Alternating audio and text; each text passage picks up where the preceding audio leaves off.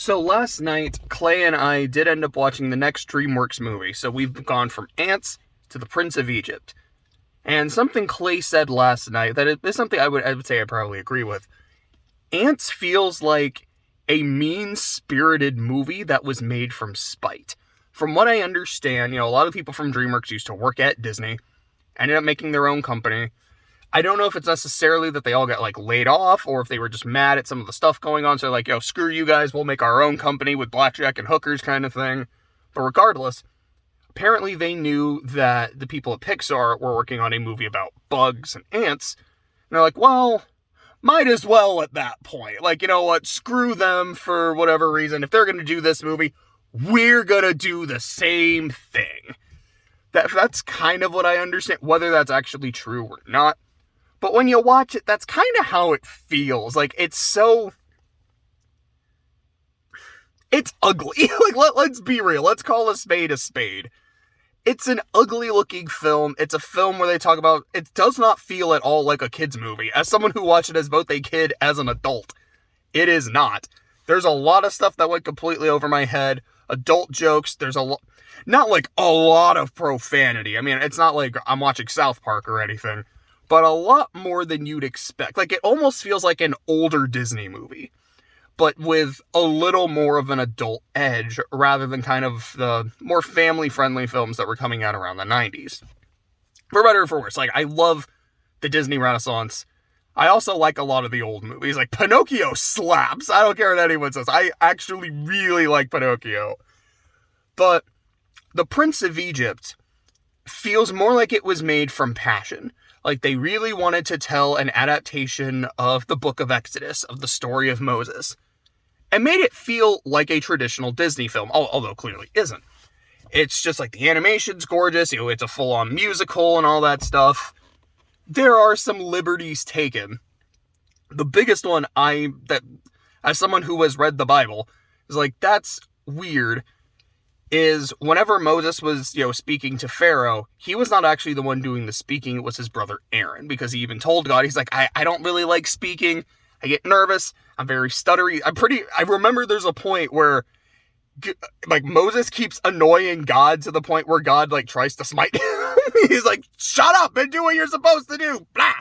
And I think it's Moses' wife jumps in the way or begs God, please, you picked him for a reason. I know he's annoying, but I love him, and you love him. Can we just get on with this? And God's like, yeah, Moses, can we just get on with this? And what God says is, okay, fine. If you don't want to talk, you can let Aaron do the talking.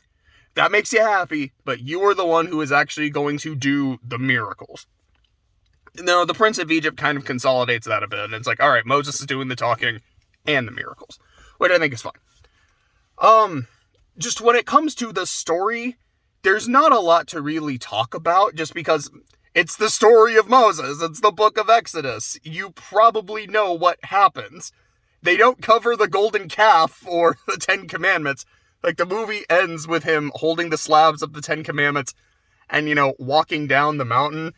And it's presented as this very triumphant moment where you're like, oh boy, as someone who's read the book, this is not a good moment. But regardless, I still think what they're trying to do, it works.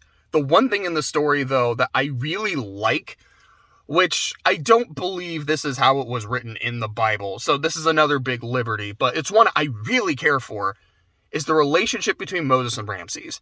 How, in the 10 Commandments, which it's an adaptation of the same story, and if I'm going to be completely honest, I don't have a preference for either of them. Not to say it's I think they both suck. It's, no, this movie slaps, this movie slaps. I kind of adore both of them, and I think Ramses is my favorite character in both of them, for very different reasons. In the 10 Commandments, he hates Moses. He has this very, Moses is you are my brother, Ramses. You're great in your own way as well. I'm great and you're great. It's fine. And Ramses is just I hate you. I'm envious of you. And when he exiles Moses, he's so happy. Yul Brynner owns that scene. What is it? It's this will be your kingdom. With the scorpion, the lizard, and the cobra for subjects. You're it's so savage. It's so good. But in The Prince of Egypt, they are brothers. these two love each other. They spend so much time with each other. And then, like, when Moses has to leave, you can tell Ramses is very clearly hurt by this. He's, trying to beg his brother, beg him to stay. He's like, Moses, like, yeah, okay, you just killed a man. You just killed an Egyptian. That's not a good thing that you just did. But, I mean, you're my brother. I'm gonna be the next pharaoh. If I say that you're innocent, you're innocent. It doesn't matter. Ramses, I killed a man. It matters. No, Moses, it doesn't. You're my brother. It's going to be fine. I can't. And, like, I really like that. The backgrounds in this movie look phenomenal. Especially anytime, this is something Clay pointed out that I'd also kind of noticed while watching the movie, is there's so many moments in the second half of Ramses, like, being stubborn, God hardened his heart and whatnot, and Seti is there. Like, when they first kind of reunite and they're having that conversation, just the two of them, as Ramses is sitting in his throne, you see, like, the, I don't know what you call it. I don't know, because that's not really a sphinx, but, like, the big kind of idol thing of Seti is still there, and they're, like, right next to each other the way it's shot. It looks so good.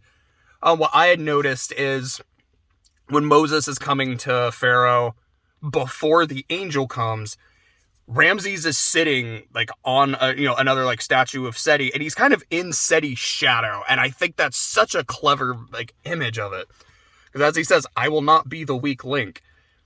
You get the sense that, I mean, he would probably still not free the slaves anyways, because they're his property as far as he's concerned, but that I will not be the weak link. My father was a great man. Everything he did was for the empire of Egypt, and I have to uphold that. It is my burden, but it is also my right. And I really I think it's very interesting. Like the scene with the hieroglyphs, where, I mean, there's scenes with hieroglyphs in them I think look really nice, but when Moses kind of having the flashback of what happened that night when he got saved, and how it's all told in hieroglyphs looks so good, and then you can actually see, like, on the stones, like, the cracks in the stones that the hieroglyphs are painted on. You're like, oh, that looks so cool. I love this. Like, I really love the burning bush. And, like, compared to the Ten Commandments, it is a bush that is literally on fire. And, it's not really burning. But it's like, okay, like, that's cool. I love how in this, it's this white, ethereal fire.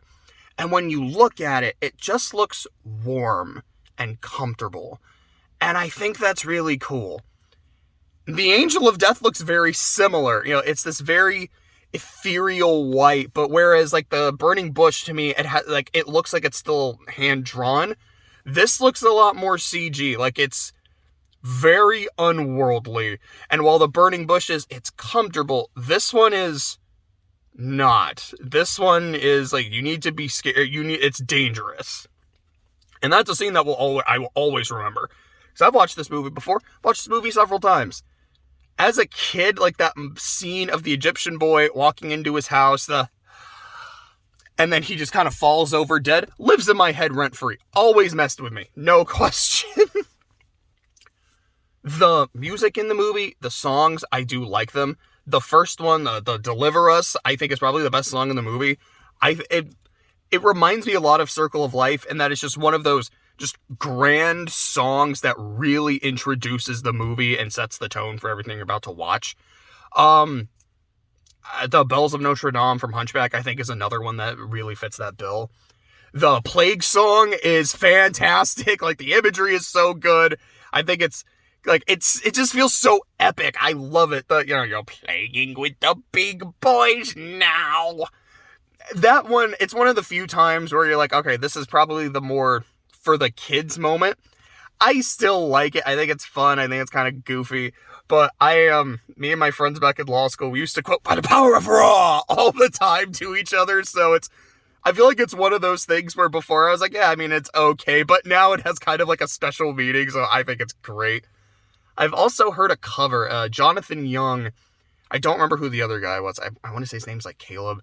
I might be completely wrong about that, but like they did a cover of it. I'm like, I really like this cover. This kind of slaps.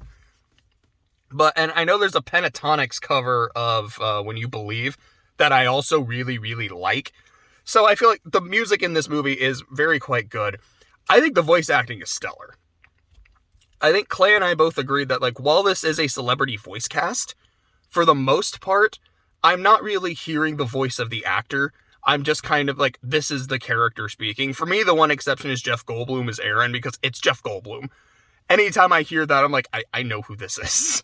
But aside from that, I'm like, no, this all, like, I think everyone does a very good job, and I love what they do with the voice of God. I believe Moses is Val Kilmer. God is the voice of Val Kilmer, which, saying that out of context sounds really funny. God came to me in a dream, and for some reason, he called me his Huckleberry. But anyway, sorry, it's bad form to laugh at your own joke, but I'm sorry, I wasn't expecting that one. Anyways, point. I love how the voice of God is the voice of Moses, but there's other voices in there as well, kind of supplementing it. And I think that's really interesting. And I believe in the Ten Commandments, the voice of God is also the voice of Charlton Heston. I could be wrong about that, but I really like that idea. So I gotta look at my notes real quick. Breathtaking backgrounds, check. The songs are good, check. The voice acting, God especially, check. The angel in the bush, check. The hieroglyphs, the brothers. Okay, so the really only thing I have to say is my favorite scene in the movie. It's not the angel, although that is the scene that has always stuck with me. My favorite scene in the movie is Moses comes back, and Ramses is like, all right, Moses, I know you. What's this really about? And Moses makes it clear that, no, this is what it's about. These are my people. I can't stand by and let them suffer at your hand. And then he takes off the ring and puts it down. The ring that, like, Ramses gave him the night before Moses left. And Ramses picks it up, just looks at it, and he's like, and that's the moment where it does click, like, you have come back, but you didn't come back for me. You came back as my enemy. And as he's looking at it, you can just see in his face the pain. I wanted to see you again for so long, but I wasn't good enough for you to come back. They were. And like he's kind of, he's like, I had hoped. And then he like starts to say something else, but it's very unintelligible. He kind of like blubbers a little bit. And again, you can tell like he's just so heartbroken. And then he closes his eyes, clutches the ring, and then when he opens his eyes, there's this cobra-like glare. And now that heartbreak has hardened his heart and just made him vengeful and spiteful. I love that. I think, like, and it's not just in that scene. There's so many moments throughout the movie where it's weird to say, an animated character acting without the voice, but they, like, that model is just acting with his face and his eyes. His expressions throughout the movie are so good and so on point. That's why he is my favorite character in this movie. He's not the most sympathetic. That's basically everyone. You could argue almost everyone but Ramses because of how he acts in the second half. But I feel like I understand his pain and his anger, and you can see it throughout the entire film. I think it's such a good movie. No, it's not. It's a great movie. It is a fantastic movie. Clay was already saying, he's like, all right, so this is the double S tier, which that's kind of what we say. It's like whenever we're doing a marathon, the double S is, this is the best of here. I have a special thing where it started with the Pokemon movies, where we got to Genesect, and we're like, all right, he's like, what's your number? I wrote BOTFB. It's like, this is the bottom of the fucking barrel. It is the worst one. I actively dislike it, and I cannot fathom another movie in this marathon being worse than this. Those to me are the three requirements for it. Like, you can be the worst of something, but if everything is good, I don't actively dislike it, you know? So, like, those aren't exactly repeating elements here. The double S is, this is better than everything. I don't think it's going to be topped. We're only 2 movies in. I can't say, yeah, Prince of Egypt right now is the double S with such a small sample size, especially knowing some of the stuff that's coming up. Road to El Dorado is next. That's a movie I grew up with. I love that movie. I don't know if I'm going to put it above Prince of Egypt, but like, I love it. We got Shrek. We got Shrek 2. We got Kung Fu Panda 2. We got the How to Train Your Dragon movies. I haven't seen the third one, so I have no idea if it's like, oh yeah, it clears everything, or if it's just kind of okay, or maybe it sucks. I don't know. Like, I'm not ready to start throwing out double S tiers at this time, but this is certainly an S tier movie. It's a movie I watch and think, I have no problems with it. It is a 10 out of 10. Also, in addition to, I have no problems with it, I just think it's very good, very well made. I think it's a good adaptation of the story of Exodus. Like, I watched the 2002 adaptation of The Count of Monte Cristo the other day, and I think for what they were trying to do, it's solid, but I don't like it as an adaptation of The Count of Monte Cristo, because I think so many important things, namely just the gray morality of the book, gets lost. Like, they really try to say, like, Edmund, like, you don't need to get your revenge. You don't have to do it. But no, I mean, these people deserve it. There's nothing redeeming about them, and no real innocent people are getting hurt because of it in the movie. So, why not? And then you read the book and you're like, yeah, it's a lot more complex, and Edmund's not exactly a good person anymore. And that's part of why I really love the book so much. But regardless, Prince of Egypt, absolute banger. Next, whenever we get around to it, is The Road to El Dorado, which I am looking forward to, so it's also a banger.